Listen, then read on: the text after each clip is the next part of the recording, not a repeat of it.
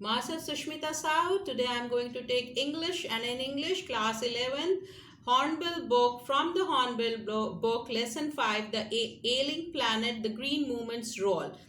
Basically जो ये chapter है, इस पार्ट में हम क्वेश्चन आंसर्स डिस्कस करेंगे with a very short summary. जिन्होंने मेरा पार्ट 1 नहीं देखा है, लिंक नीचे दी गई है, उससे आप पार्ट 1 और लेसन एक्सप्लेनेशन देख सकते हैं. If you like my video, please subscribe for the video so that you get the notification of my next video about the book Hornbill next lessons. So let's begin. हाँ, इस जैसा कि word नाम suggest कर रहा है, ailing planet, मतलब कि एक बीमार ग्रह के बारे में हम बात करने वाले हैं. और ये लेसन जो है, the ailing planet the green movement's role is been written by, जैसा कि आप देख रहे हैं स्क्रीन पे, नैनी पालखीवाला ने लिखा है इन द ईयर 1994. ये उन्होंने एक आर्टिकल लिखा था इंडियन एक्सप्रेस में, जो कि 24 नवंबर 1994 को पब्लिश हुआ था. And this as the name suggest, इन्होंने अपनी पृथ्वी के बारे में लिखा था कि हमारी पृथ्वी कितनी बीमार हो चुकी है. इसकी हमें, जैसे कि एक बीमार व्यक्ति की हम टेक केयर करते हैं, वैसे हमें टेक केयर करनी है, नहीं तो हम आने वाली पीढ़ी के लिए एक अंधकार छोड़ के जाएंगे. उन्होंने इसमें ये बताया है कि धरती स्वयं एक जीवित प्राणी है. He has explained that Earth itself is a living planet. धरती एक जीवित प्राणी है जिसमें कि एक विशाल, जो कि एक विशाल प्राणी के रूप में एक्ट करती है और हम उसके हिस्सा है. तो अगर हमें अपने आप को जीवित रखना है तो पहले हमें इस विशाल प्राणी की रक्षा करनी पड़ेगी. और उन्होंने साथ ही साथ ये भी बताया है कि जो धरती है वो आज एक रोगी की तरह हो गई है, जिसका कि स्वास्थ्य निरंतर गिरता जा रहा है. और ये हमारी नैतिकता बनती है, हमारा कर्तव्य है कि हम इसे अच्छे से रखें. हमने अपने विकास के लिए, अपने स्वार्थ के लिए इस धरती को इतना ज़्यादा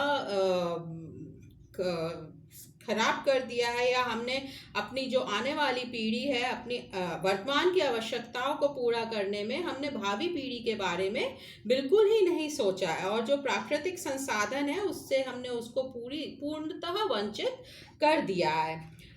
उन्होंने एक बहुत ही अच्छा एग्जाम्पल दिया है. लुसाका जिम्बाब्वे में एक जगह है वहाँ पे, कि वहाँ एक पिंजरा बना हुआ है और वहाँ एक ऐना रखा है, और उसमें जब आप देखते हैं तो ऊपर लिखा रहता है दुनिया का सबसे खतरनाक प्राणी. So you can well imagine कि आप क्या देख रहे हो ऐने में. आप अपने आप खुद को देखते हो, और वहाँ पे अपन को ही, स्वयं को ही दुनिया का खतरनाक प्राणी बताया गया है.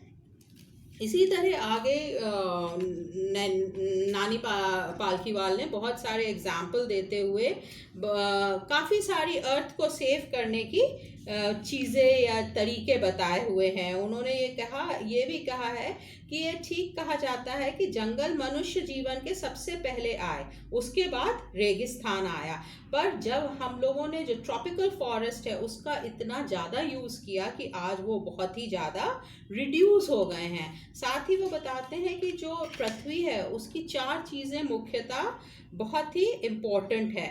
और वो क्या क्या हैं? वो है उसके प्राणी जो कि जल में रहते हैं, उसका जल, और उसका नेचर, दैट इज उसका ट्रीज. इन सबको हमें बहुत सुरक्षित रखना है.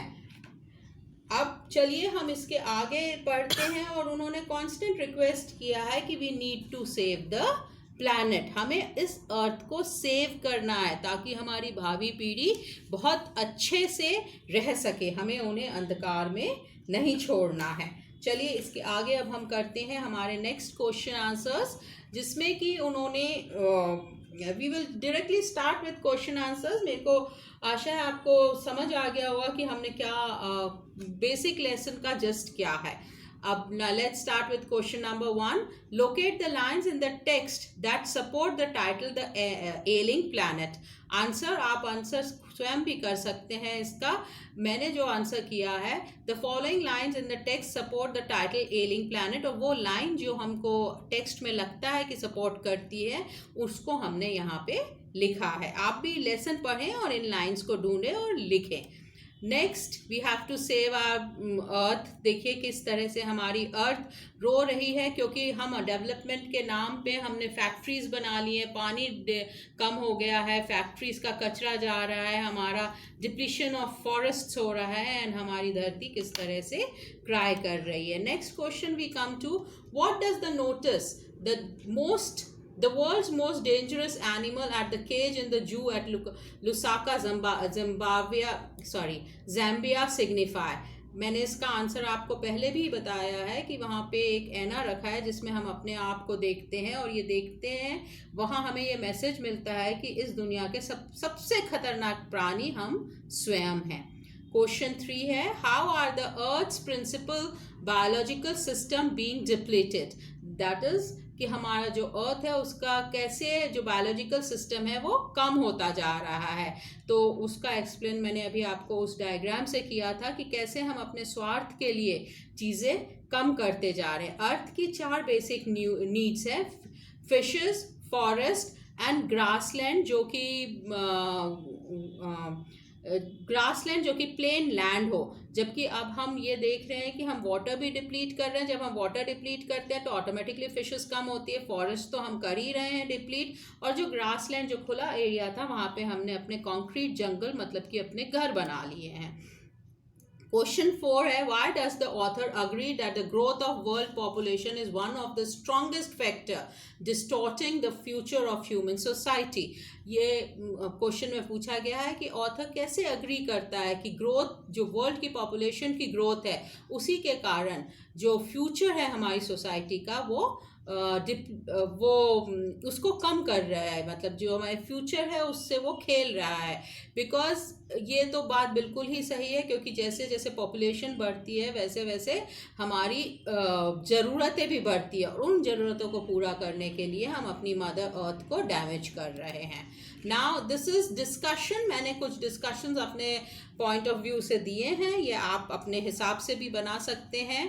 Very nice it is. ये हम अपने डिबेट के टॉपिक्स ले सकते हैं. Laws are neither respected nor enforced in India. मतलब कि जो नियम हैं उनका ना ही हम सम्मान करते हैं और ना ही वो नियम हम पे बहुत अच्छे से लागू किए जाते हैं.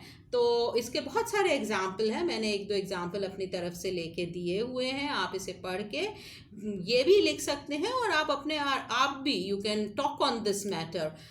सेकेंड है, are we to leave our successor a scorched planet of advancing desert, impoverished landscapes and an ailing environment. क्या हम अपनी अगली जनरेशन के लिए एक डेजर्ट और एक ऐसा लैंडस्केप और एक बीमार प्लैनेट छोड़ के जाने वाले हैं, और अगर नहीं तो कैसे. Third is we have not inherited this earth from our forefathers, we have borrowed it from our children. That is, हमने ये अपने वंशजों से नहीं पाई है ये अर्थ, ये अर्थ को हमने उधार लिया है अपनी अगली जनरेशन से. The problem of overpopulation that directly affect our everyday life, इसको मैं पहले भी explain कर चुकी हूँ, तो you can just go through the answers.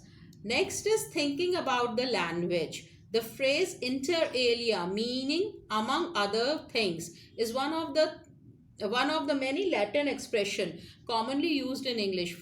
और इसी तरह के कई लैटिन एक्सप्रेशन इस लेसन में यूज़ किए गए हैं. जितने मुझे मिले वो मैंने लिख के उनके मीनिंग आपको यहाँ दिए हैं. आप भी ढूंढिए क्या आपको और मिलते हैं. Next is working with words. Locate the following phrases in the text and study their connotations. Now what is connotation? That is the words. कोई एक वर्ड होता है जिसका कि एक्चुअल मीनिंग अलग होता है पर उसको किसी और के संदर्भ में भी यूज़ किया जाता है. जैसे कि for example I take the word blue. Blue means नीला रंग. But blue is also used जब कोई जिसको कभी अच्छा नहीं लगता है, that is the sea is blue, मतलब sea का रंग नीला है. Mohan is feeling blue because he got less marks in his examination. Mohan को खराब लग रहा है या मोहन दुखी है क्योंकि उसको एग्जाम में अच्छे नंबर नहीं आए हैं. तो this is connotations where we are using the same blue in two different meanings. Now let's come to our next question, and that is poster making.